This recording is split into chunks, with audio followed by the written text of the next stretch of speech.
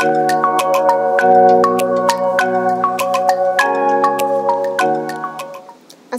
আলাইকুম everyone, welcome back to my channel Lucky's কিচেনে সবাইকে আমন্ত্রণ জানাই। বিকালের চায়ের আড্ডার সাথে যাদের বিস্কিট হলে চলেই না, আজকের রেসিপিটি তাদের জন্য।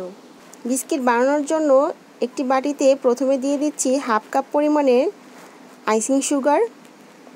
এর সাথে দিয়ে দিলাম 1 কাপ পরিমাণের আটা, আপনারা চাইলে ময়দাও নিতে পারেন।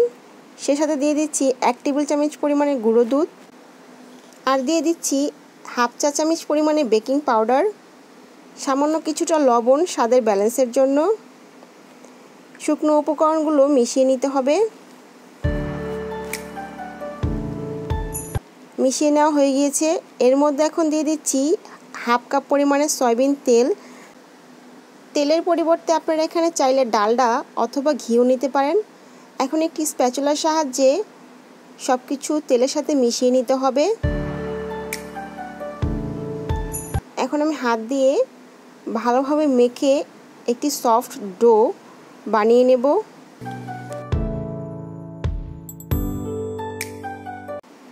দেখুন ডো বানানো হয়ে গিয়েছে। এখন যে পাত্রটিতে বিস্কিটগুলো বানিয়ে রাখবো তার মধ্যে সামান্য পরিমাণে সয়াবিন তেল দিয়ে ভালোভাবে ব্রাশ করে নিতে হবে।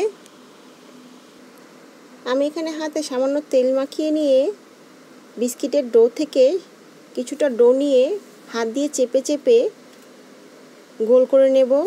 যেহেতু আমি এখানে কোনো রকম পানি ব্যবহার করি নেই, সম্পূর্ণ ডোটাই তেল দিয়ে বানানো, তাই খুব সুন্দরভাবে চেপে চেপে বিস্কিটের শেপ দিতে হবে। আমি এখানে গোল করে বানাচ্ছি, আপনারা চাইলে যে কোনো শেপ দিতে পারেন অথবা কুকি কাটার দিয়েও কেটে নিতে পারেন। বানানো হয়ে গিয়েছে। এখন আমি একটি এরকম গোল চামচ দিয়ে মাঝ বরাবর একটু চেপে দিচ্ছি।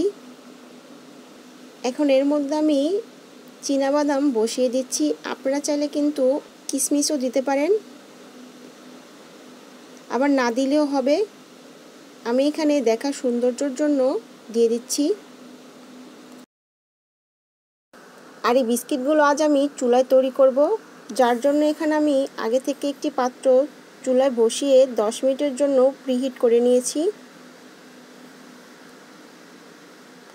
এখন খুব সাবধানতার সাথে বিস্কিটের পাত্রটা বসিয়ে দিলাম, ঢাকা দিয়ে দিলাম, আর হাঁড়ির ঢাকনার ছিদ্রটাও বন্ধ করে দিচ্ছি। এ পর্যায়ে চুলার হিট মিডিয়াম টু লো এর মাঝামাঝি থাকবে, আর অপেক্ষা করব 20 থেকে 25 মিনিট। তাহলে ফিরে আসছি কিছুক্ষণ পর। ফিরে এলাম 20 মিনিট পর।